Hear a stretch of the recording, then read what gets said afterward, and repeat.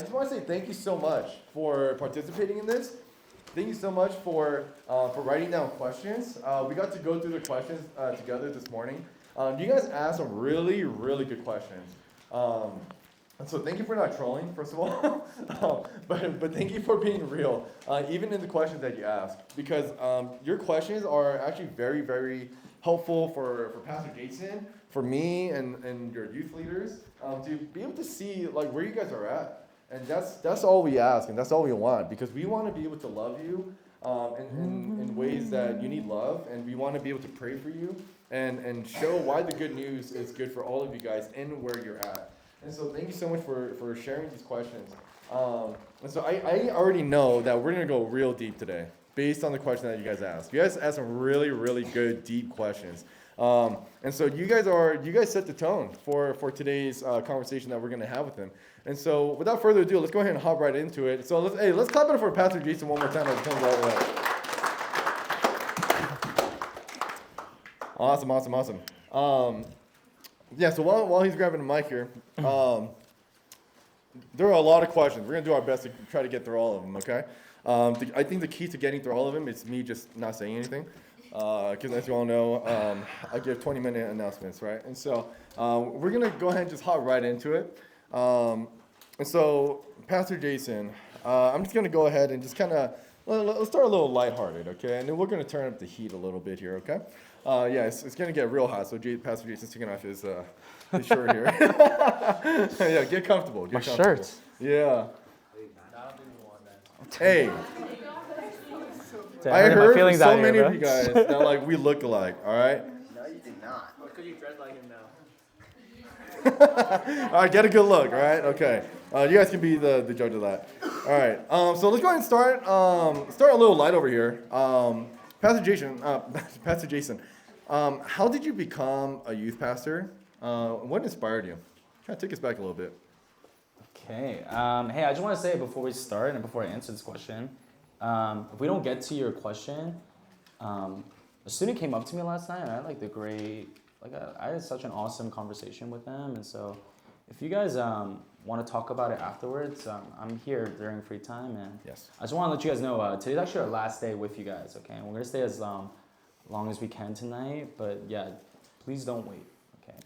Yeah. Secondly, before I answer this, does anyone want to go into ministry? Hey. Kinda Let's feel go. Yeah. Oh, interesting. Pastor Okay. Jason, Pastor Chris, sorry. Jason's his dad. Oh, I see. Or let me ask this too. How many of you guys are thinking about like careers, like jobs? Okay. Yeah, I'm sure.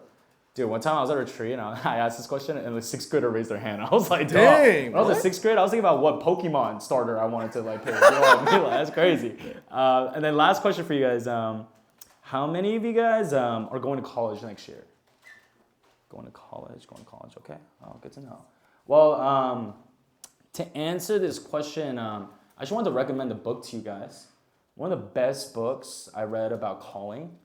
And what I mean by that is like how you know what to do, like what job to work for the rest of your life. It's a book by Kevin DeYoung. He's a pastor. It's my favorite book. It's like this thick. Okay, so it's like, if you can't read this book, you can't read any book, okay? It's probably like 30 pages, okay? It's called Just Do Something. I think it's the most profound book about calling, right? All he's saying is this: your job matters very little, okay? Which is crazy. I know a lot of you guys are Asian, right? And so that's like probably like shaking your world. You're like, what do you mean my job doesn't matter, right? You know, there's a statistic that most people, especially Gen Z, our parents' generation, they said that most of them stay in the same job their entire lives. Gen Z, right, they say on average, there's they go through a complete career shift 2 to 3 times in their life, which is kind of crazy, okay?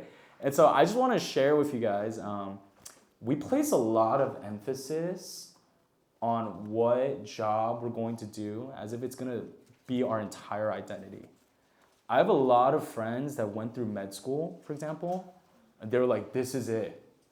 And they got through the end of it, and they were like, I actually still feel empty and like like I don't know what is going to fill my heart, you know. And what I'm sharing and what Kevin DeYoung shares is quite simply, just do something. Even if it doesn't feel like you're not like 100%, I really hold to it. In the book of Proverbs, it says like the Lord establishes, man can plan his ways, but the Lord establishes his step. Right? In other words, like you just trust that God will make a way for you.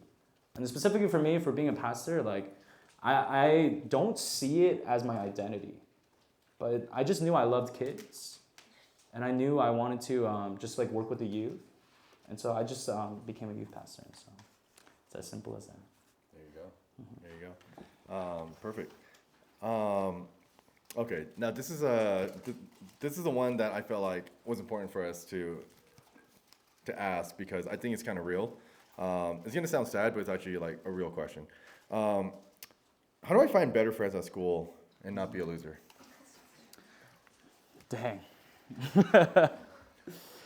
Dang, whoever wrote this, come talk to me afterwards. Actually, a huge part of my story is I moved around in New Jersey like 6-7 times before I went to high school.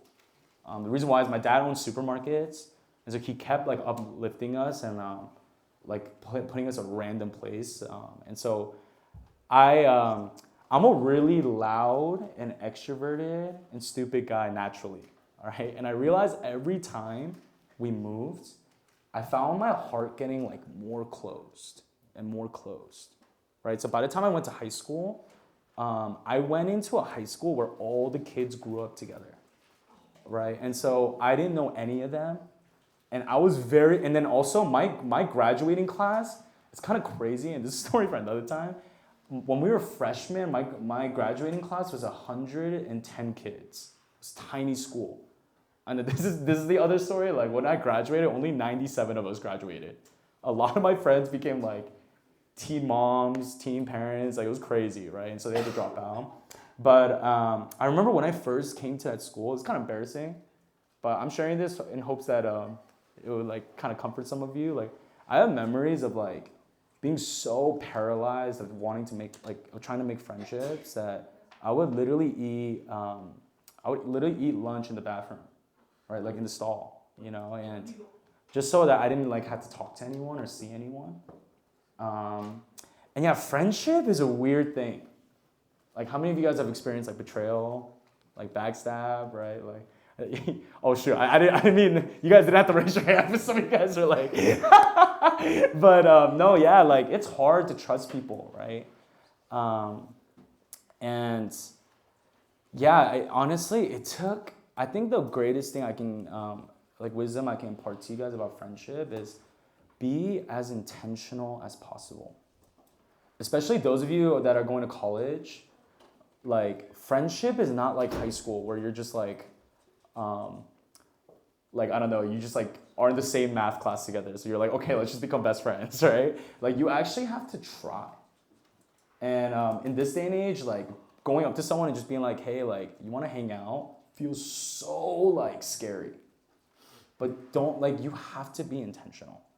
And honestly, it wasn't until I learned that and I stopped thinking to myself, I'm like, oh my God, like how come I used to always think to myself, like no one cares about me, no one cares about me. And I realized like everyone feels that way. And I just had to reach out and actually like be like, hey, like I want to be close to you. And I had to make that very known. I didn't like just say like, hey, I want to be friends with you, but I had to be like, I want to be close. There's a huge difference in that.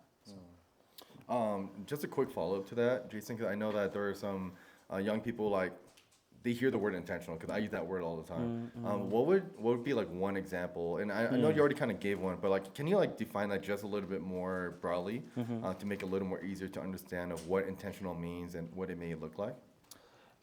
Yeah, that's a great question. I think I think it's two things. One, consistency matters a lot. Some of you guys are wondering to yourselves like, why can't I have any friendships? But if you're honest with yourself, some of us in this room, we are really flaky, right? We are like very inconsistent. And I don't know about you guys, I used to do that when I was your age because it was a way to not get close to anyone, right? I loved being the really busy, dude, this is So cringe, but I loved being the calendar guy.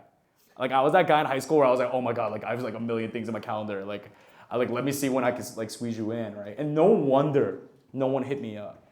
Because they're like, oh, Jason's that guy that like thinks he's too busy for everyone.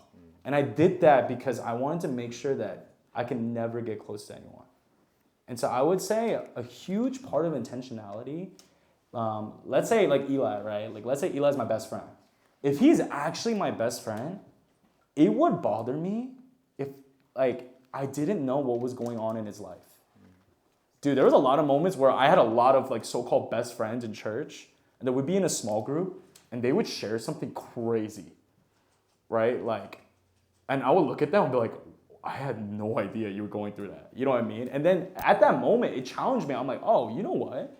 How many times am I consistently asking, like let's say in this example, Eli, how are you?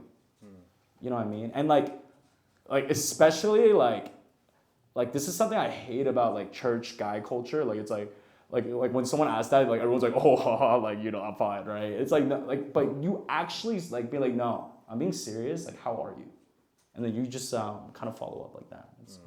I love that. Yeah, thank you so much. So Jason, you've gone through a lot in your life, personally, with family, relationships, and all these things. How did you manage to handle all the stress and depression from your family alone?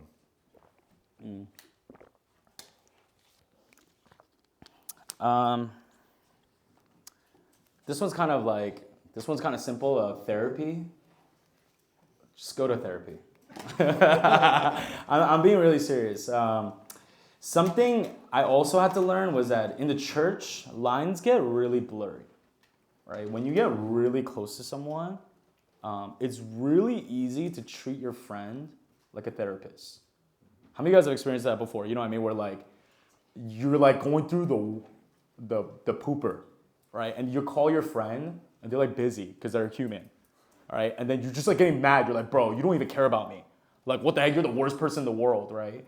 At that moment, like I had like especially because I grew up like kind of fatherless, and so I was looking for a father in anyone, right? And so in that moment, I had to stop myself and be like, oh man, like I'm actually going a little too far, right? And we can do that in relationships. You know what I mean? Like, you know how many times like Kara, like my fiance, like I really needed her to like fix something in me that she has no right. I mean, in the sense of like, that's not her responsibility. And that's why therapy is so important. You know what I mean? Because it's literally like their job, you know what I mean, to help walk with you. And you know, I would encourage you, like a lot of families have different views on therapy. You might personally have a different view on therapy. But I think what I'm trying to say at the core of it is like seek help. That's the most important thing. Yeah, thank you so much for that. So you grew up an atheist. Did you wish that you would have grown up in a church rather than growing up as an atheist? Sorry, this is a good question. If I'm honest, I'm actually really glad I did not grow up in a church, to be honest with you guys. It's kind of like school for me. Like, a lot of people, you hate high school because you're forced to go in your entire life. And then for some people, when you go to college, you really love college because for the first time, it's like your choice. You know what I mean? You realize like, oh man, like this is amazing. But yeah, you know, I'm like really grateful because a lot of my friends went through a lot of church trauma, a lot of church pain, and I was kind of shielded from that. But at the same time, like, it was really hard because my parents were really against me like having my own faith. Even now, like my mom is like, you can ask Kara, she never mentions the fact that I'm a pastor. We just kind of gloss over it, you know what I mean? And so, yeah. Yeah. And there's a question, I was trying to look for it, but in relation to church hurt, since you kind of brought it up, how do you help someone who has experienced church hurt, and how do you walk with them in that? Or maybe even themselves, like here. Yeah, I think, like, I look around, and if I'm willing to ask all of you guys probably have some kind of negative church experience that you don't even know of. When I was your age, something I had to really unpack, something that was really common was hazing was really big in churches, right? Like now, if you even like touch a student inappropriately, right, like you will be arrested on the spot. But when I was your age, it was like the Wild West. There was no rules. You know what I'm saying, right? And so I actually had to like unpack a lot of my church trauma because we would literally get beaten up when all the teachers would go away. And I was like, what the frick is going on? Like, Christian people are so weird, you know what I mean?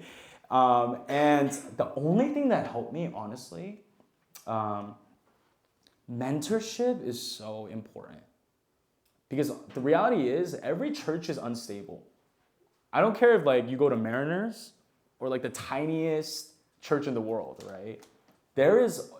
No church is perfect, right? Pastors come and go, leaders come and go, friends come and go. But like I shared with intentionality, when I was your age, something I learned was that I was really intentional about seeking mentorship. Back then, Facebook was huge, and so I randomly Facebook messaged this pastor who went to a different church. And honestly, I was a little crazy, but I literally messaged them. I was like, hey, I have no business asking this of you, but can you meet with me once a week? Like, I just need someone to like who will listen to me and walk with me. He ended up walking with me for 4 years. And he's actually the reason why I moved here, because he moved to a church in LA. And it changed my life. Just being known and someone I can be really raw and authentic with. That I could sit there and just be like, bro, if I'm honest, like I kind of hate God right now. You're like, let's talk about it. And so I would really encourage you guys, wherever it is, seek mentorship. So there were two questions that kind of like asked the same thing. So I'm gonna read both of them because I think they kind of touch on the same thing. So question number 1/2, like 1 out of 2. What do you do when you want to feel God's presence, but your heart is frustratingly numb? And the second one, I always know of God's great love, but some days it doesn't overwhelm me as much as other days. It's kind of just of a thought or an idea in the back of my head, and it feels wrong when it's simply just that. Why does this happen, and is it wrong? This is a great question. I have 2 responses to this. Number 1, numbness is sometimes not a bad thing. And the reason why is this. It's actually, in therapy, they actually teach you one way to think about numbness is it's your body's response to trying to protect you. You know what I mean? Like, it's like your body, like, understanding, like, oh, shoot, like, this is actually really painful. And I'm like, it's like trying to, like, help ease the pain. You know, a lot of studies show that we don't remember trauma specifically as a memory, but you remember it in your body. You keep it stored in your body, right? And so this actually really helped me because I realized seasons where I was numb, like to be honest with you guys, I'm in a season right now where I'm really numb, okay? I'm like I have to like psych myself up sometimes, you know what I mean? And I used to hate that. When I was a younger Christian, I used to think to myself, I'm like, oh my God, that means I don't love God. But I had to realize it was actually like God and my body trying to tell me, maybe you're not ready to deal with the pain yet and that healing. And that's okay. If anything, it's kind of like a trigger warning. When you get blasted you weren't even ready for it, sometimes it's more harmful than good. And I actually think in the same way, God does that because he knows we're not ready. And in his timing, and like with proper like support, care, love, you'll be able to go through it. Hope that helps. Yeah, absolutely. So I would say that this question is kind of a follow-up to that. It kind of like maybe would serve as a follow-up. How do you feel God's love? How do you feel God's love? I think the person wrote, like after that, if I remember correctly, I think they wrote something like, please don't just say it depends on the person. This person is experienced. No, yeah, that's a great question. I think I'm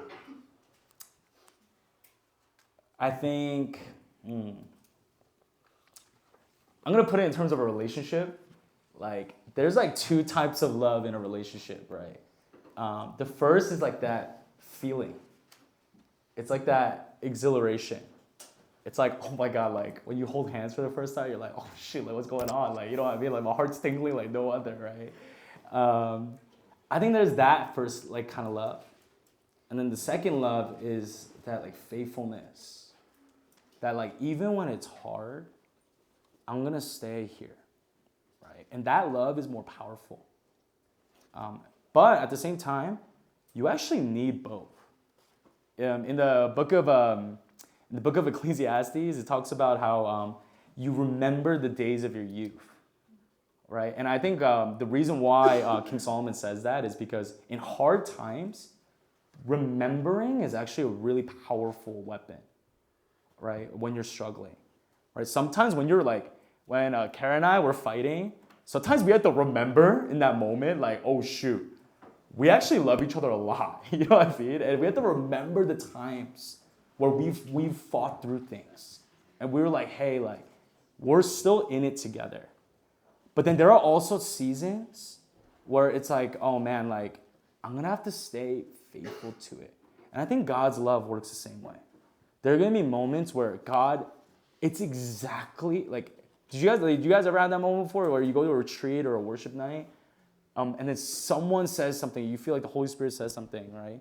And you're like, bro, I've been waiting to hear that. That's exactly it. And then there are also other periods where you're like, you know what, God?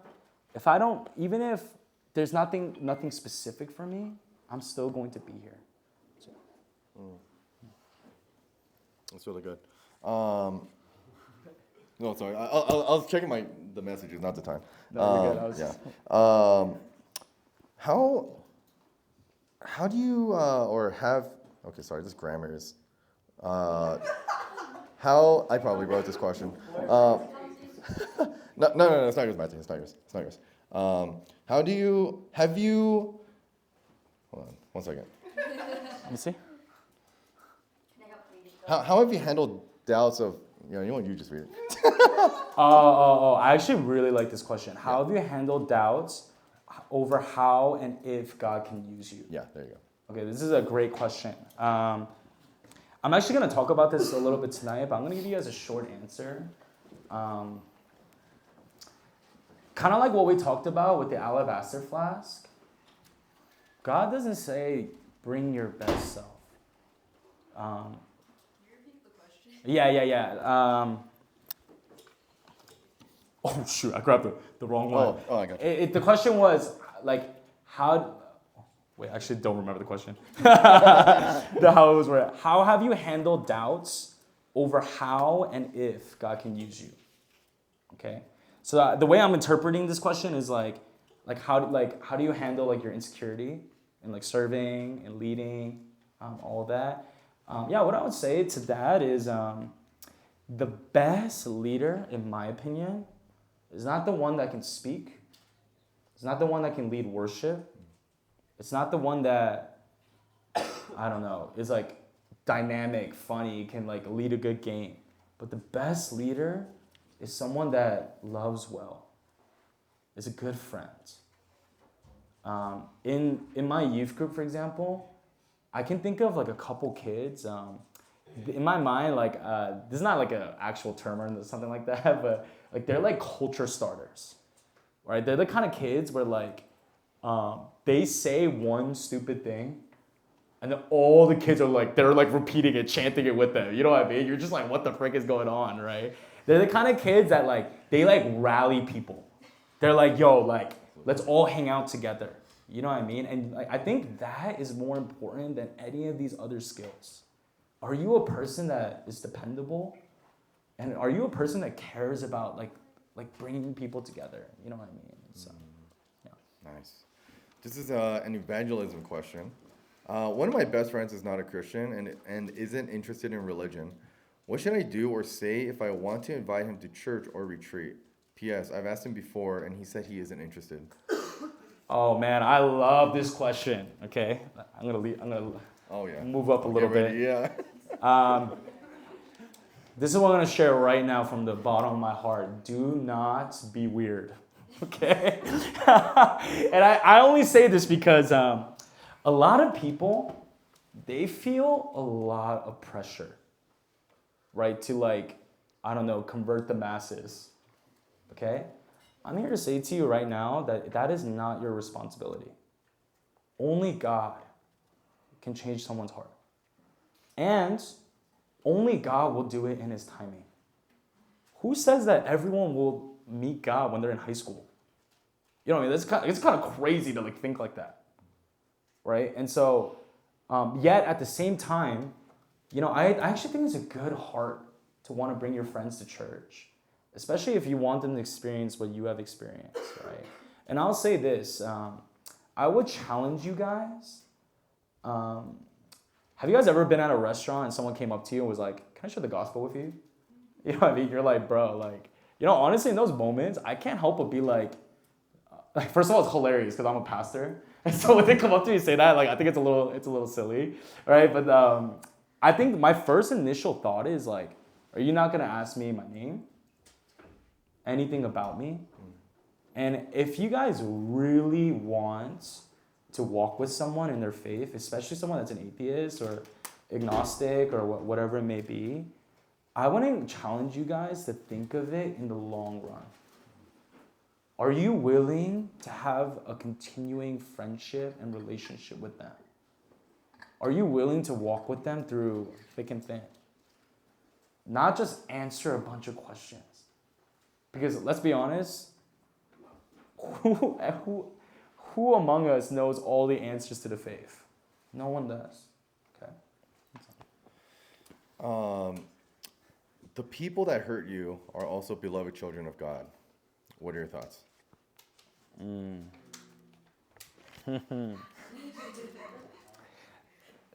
This one is actually near and dear to my heart. Forgiveness in the church can be a little toxic sometimes, the way it's taught. And what I want to leave with you guys is this. In the Greek, the way the Greeks understood the word forgiveness, it comes from the Greek word aphiemi, okay? And what it means literally to let go, okay? Or like to release. In church, a lot of times, like, for example, when my dad left, pastors and everyone, like, they would come up to me. Honestly, I still have people coming up to me to this day saying, you have to forgive your dad. You should, like, have a relationship with him again, right? And in a sense, I agree with the sentiment, but sometimes that person is really toxic. You know what I mean? That's something you have to discern for yourself, right? My dad is the same exact way when he was 17, right? But what I learned as I was growing older in the faith is that forgiveness is not forcing a relationship with someone, right? If someone like, this is such an extreme example, right? But if someone like kidnapped my child, right? If I wouldn't be like, okay, I forgive you, let's be friends. That's the craziest thing ever, right? But in that moment, what I would do is like, you know what? Everything that you have hurt me with, that you have spoken lies over to my life, I am no longer going to accept that. And I'm going to release that right now and say that, you know what? You actually have no control over me. And it's amazing how you will notice the anger, like they will almost become like nothing. You know what I mean? And I think that is what God wants for us, you know. Yeah, wow, that's huge. Growing up in an atheist family, how did they react when you started going to church? I answered this very shortly. They hated it. I have memories of like reading the Bible under my covers. Like, if my mom caught me, she would literally like rip my Bible. And so, yeah, that was interesting times. So. Wow. Follow up. What about like now? Like, how does your mom feel? Yeah. What about now? Now. You know, I think my mom saw how much the church has helped me. And she couldn't deny that. Like, she might not believe in God, but she saw my life actually change. And she, like, disagrees with me being poor, things like that. But I think she's happy that I feel fulfilled, you know. Wow. Okay. So here's a church question, like a church. Yeah. Well, I was not expecting this. This is actually a pretty cool question. You would hear it a lot when you're like older, but can you talk about finding a good balance between like a charismatic church and a more theology-based church? That's a good question. Say again? This is a tough one because you kind of have to like define it a little bit more. Yeah, You know what I mean? Depending on who's asking the question, like what's charismatic to you, what's like. yeah. So Theology-based. I will share this. So maybe you got both. I'll share this.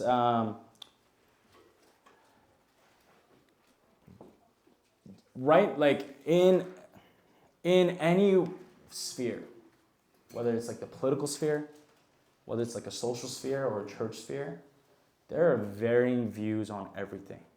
And depending on who you talk to, they will have a million views on different things. Okay, and the church world is no different.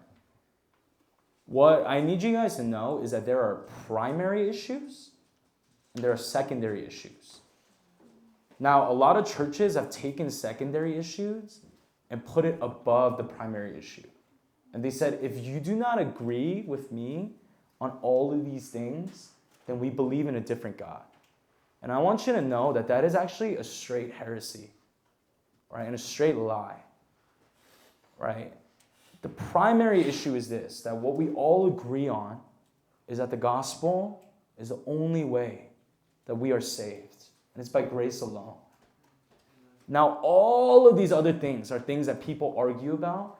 And I want to challenge you, if you find yourself getting angry at the other side, whatever your side is, and you're willing, all you're thinking is like, I would never be friends with someone who thinks on the other side, I would challenge you to actually ask yourself, is that the heart of Christ? And I would actually press into that. So this question is specifically talking about the charismatic movement is the movement of like spiritual, like all these people, they're a little like, they seem a little crazy, right? They're like healing people, quote unquote, right? Physically, right? They're doing all these, like, they're like speaking in tongues, right? What I would say to that is this. I would ask all of us in this room, why do you believe what you believe? You know what's crazy? Most people I talk to, they're like, oh, it's because Tim Keller said it. It's because John Piper said it. And I'm like, that's crazy. Because have you ever read the text yourself? Have you ever wrestled with the word yourself? But a lot of people, when I talk to young people, they're like, oh, it's because my pastor said it. Or my parents said it. And I would really challenge you to actually see what the word says for yourself. And that whatever you believe, right, based off your interpretation of the word and just through talking about it with mentors, pastors, right, like don't think in binaries, right? Don't think it's like, oh, it's the charismatics and the I don't know, the weird, like the boring people, right? Like it's not like that. We can meet each other in the middle. And that goes with everything. And what I wanted you guys to know is you have to hear their story. You have to hear what they're trying to say. And when you hear someone's story, you cannot deny their humanity. I love that because we got a lot of seniors graduating, right? And you guys might end up, at a school that's far away from Ambassador, right? And so you're gonna have to like start looking for churches and learning how to find churches. So I'm really glad that, first of all, that whoever wrote this question, thank you for asking, because it's super important. Because you gotta learn how to find a good church, and thank you for that response as well. I have a feeling that this person wrote these two questions because the topic is the same and the handwriting looks similar. So and they're both about balance too. So let me just kind of okay. You know what? They're two different questions. I'll start with this one. I know that grades and stuff shouldn't be our identity. Matthew, sit down, please. Thank you. I know that grades and stuff shouldn't be our. I know that grades and stuff shouldn't be our identity, but how do I find the balance to still care without overdoing it, like realistically or practically speaking? Dude, I get in trouble at my church a lot because a lot of parents come up to me. They're like, "Are you telling my kids to not care about school?" Bro, right? I get in trouble a lot. Okay, It's so hard talking about that. But I'm here to say to you guys, You know, the irony is this. I actually love school. So it's actually so funny that parents say that to me. I love reading. And I actually loved college. To be honest with you guys, if college in America didn't cost like $60,000, I would be in school for the rest of my life, genuinely. I like before this, I was a teacher, and I loved teaching because I just realized that most of the times it's not bad students, but it's a bad teacher. You know what I mean? And yeah, I love school, but I would the way I would answer this is this: if you get a B, and you feel like your world is ending, and you feel like you are an utter failure, that is a moment I would stop and ask myself, there's something wrong. Okay? That is a moment where I would be like, oh shoot, like maybe? Like, why do I want an amazing grade so bad?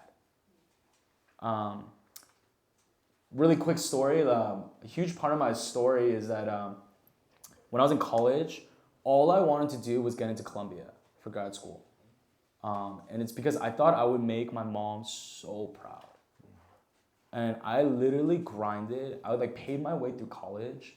I took like 20 credits. That's about like 6 classes every semester. I graduated a year early and I was just grinding. And I remember, if you guys ever tell my mom this, hey, you guys will never be my mom. If you ever tell my mom this, I will be very upset. But to this day, my mom has no idea. I remember opening the acceptance letter to Columbia. I started sobbing because I've never felt more empty in my life. It was actually one of the first times I realized, I was like, I actually was just doing this for my mom. I like don't care about going to Columbia. Actually, if anything, the program I got into, it cost $100,000 a year. Hold on. And I was trying to be a teacher. Guys, when you like, it's so crazy. It's so crazy. My mom was mad at me for being wanting to be a pastor because she was like, "Be a teacher. You're gonna make more money." I'm like, "Oh, Mom, teachers in America make like $40,000." I was like, "Bro, I don't get why you're getting so mad, right?" And at that moment, I was like sitting there. I was like, "Bro, I'm not trying to be like, yeah, I get to live in New York. Who cares? Like, I'm gonna be in debt for the rest of my life." You know what I mean? And at that moment, I had like existential crisis. I was like, I realized I was just living for my mom and her approval. You know what I mean? And yeah, you don't want to find yourself in that place and stuff. Yeah. Wow. Yeah, dude, I think, that really hits home for a lot of us here, right? Because, dude, like, academics is so high on that priority list. And navigating through that is, like, really, really difficult for these students, right? And it could come off like parents, like, unintentionally putting that kind of pressure. And so I'm really glad that you kind of addressed that. How do you find the balance between worship that honors God in the way that it should, like worship that's too sterile versus sensationalism danger? I don't even know what that means, but go ahead. Yeah, you answer. This is the same thing. You know, like Koreans, right? Culturally, we are very emotional people. I think you guys can tell that. We're like dramatic. Yeah, it's because it's honestly because we have a lot of trauma. Like historically, we were colonized by everybody, right? It's a Koreans. They just kind of like a lot of immigrants too. They carry a lot of trauma, right? And honestly, a lot of immigrants are like this actually, right? And so in Korean culture, they didn't know, like historically, worship was always this like crazy emotional experience because that was them mourning, right? And a lot of times, right, like if worship doesn't look like the way we grew up with, a lot of times our first reaction is like, nah, this is whack. Like they're like heretical, like this is so stupid. And I had a moment where I was in college, I would go into services and I would literally go in like this. And I would judge everything. I'm like, I actually think the drummer was playing a little too loud. He's definitely too emotional. I look at the bass player and I'll be like, like, why is he playing this random fill? Like, he's just definitely just trying to show off, but not you, of course. You would never do that. Yeah.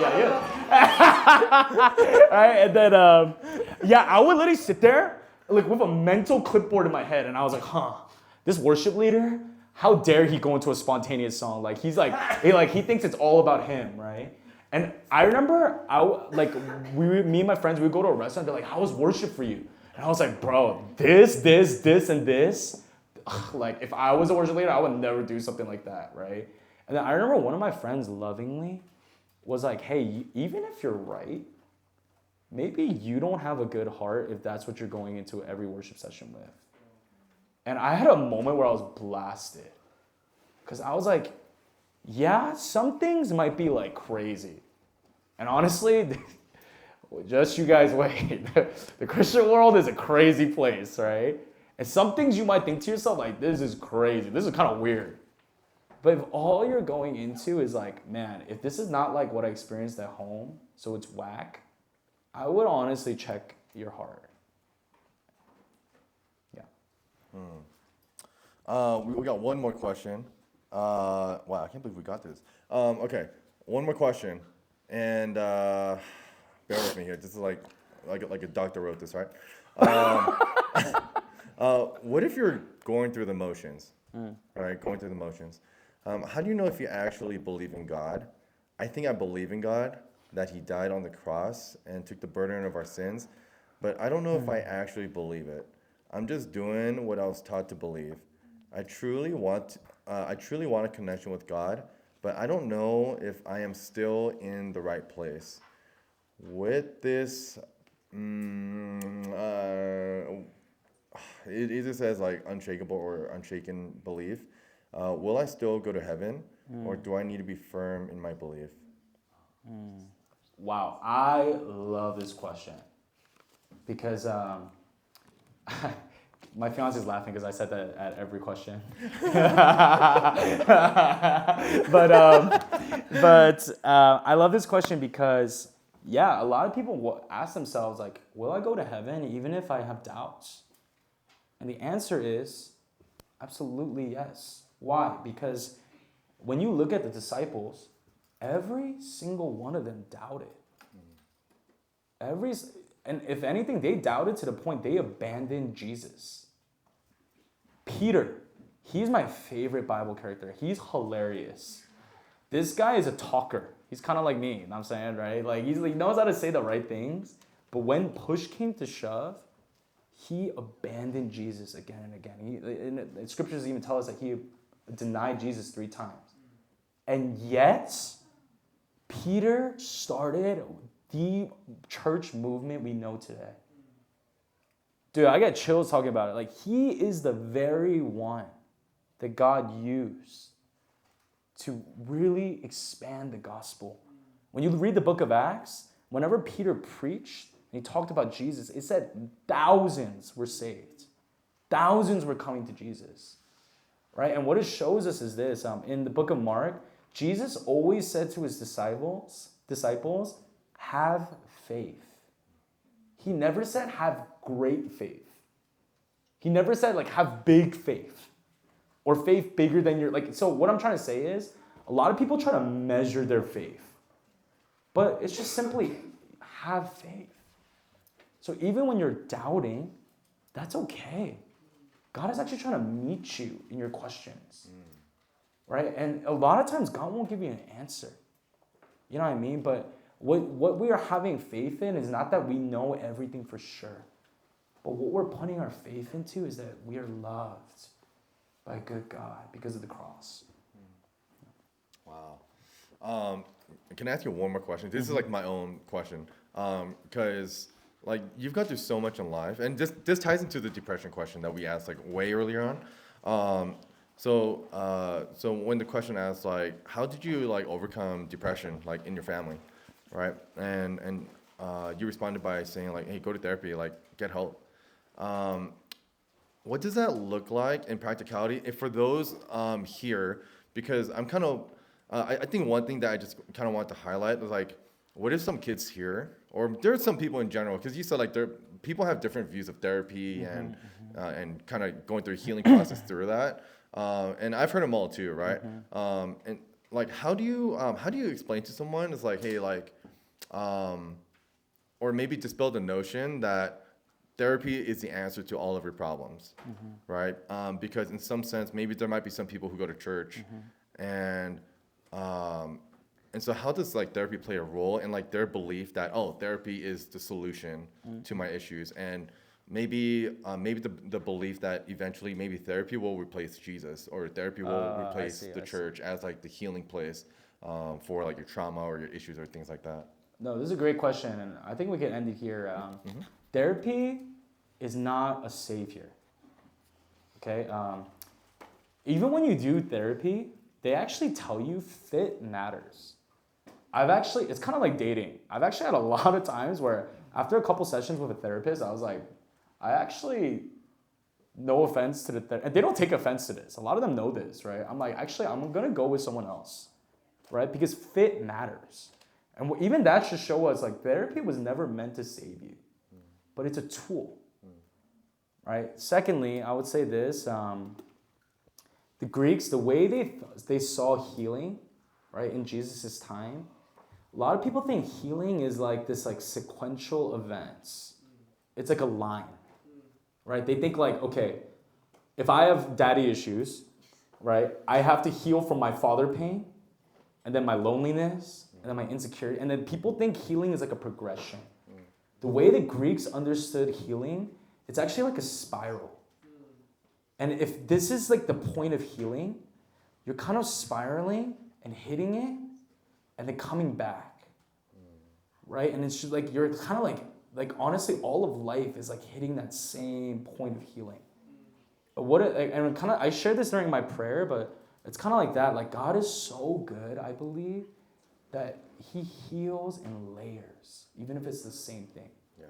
So to be honest with you, this might be sad news for some of you, right? But for me, I realize I'm probably going to be healing because of my dad my entire life.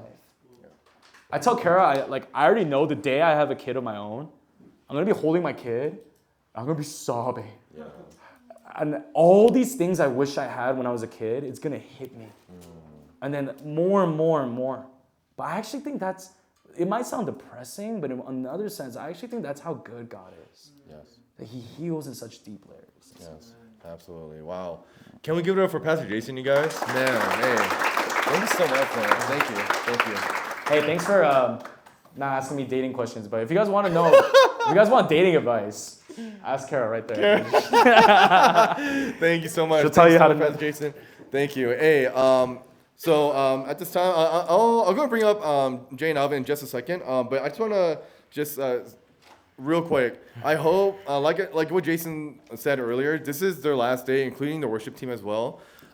This is your chance to get to know them, say hi, show them your appreciation, right? You could, you can also write your encouragement in the encouragement grams. But I want to encourage you, like, go to them face to face and just say hi. Like, you don't have to, go into deep conversations. But this is a great opportunity where you get to have incredible people be here for you guys, right? And I hope that I hope you guys got to know Pastor Jason a little bit more. But even beyond that, you got to see the power of Jesus and the power of healing and the power of the gospel for someone who's gone through so much in life and still be able to end up here sharing the gospel and say that God is good despite what I've gone through in my life. That is only through the power of the gospel, right? And so I hope that you guys got to know him on a more personal and fun way, and I hope you guys enjoyed it. I hope you guys learned something new. And so, yeah, please take advantage of his time here, right? And so he'll be here all day. You guys can play basketball with Danny one more time. Give him redemption. And I'm kidding. Man, he got on his knees. He was like, Lord, forgive me for what I've done. All right. So at this time, let's bring up our incredible MCs, Alvin and Jay. Let's clap it up, y'all.